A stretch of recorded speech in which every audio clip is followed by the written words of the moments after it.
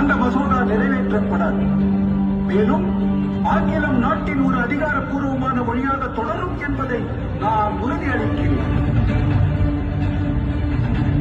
ஐயா, இப்போது மாணவர்கள் கேட்கிறார்கள் என்பதற்காக அவசர அவசரமாக சட்டப்பேரவையை கூட்ட வேண்டுமா? மாணவர்கள் யார்? நம் ரத்தத்தின் ரத்தம், சதையின் சதை, எதிர்காலத்தின் உருவங்கள். ஐயா, ரயில் பெட்டிகள் கொடுக்கப்பட்டது 10 பெட்டிகள் இருந்துவிட்டால் அவற்றை திரும்ப செய்து கொள்ளலாம். ஆனால் மாணவர்கள் உயிருக்கு ஏதும் ஊறு ஏற்பட்டால் அவர்களை திரும்ப பெற முடியுமா?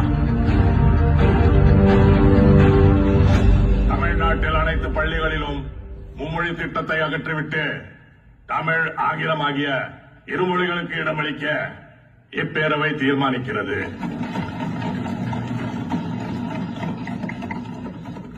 எங்களை நீக்கிவிட்டு நீங்கள் வந்து உட்கார்ந்தால் எப்படிப்பட்ட ஒரு எதிர்ப்பு கிளம்பும் என்று நினைக்கும் பொழுது ஒரு அச்சம்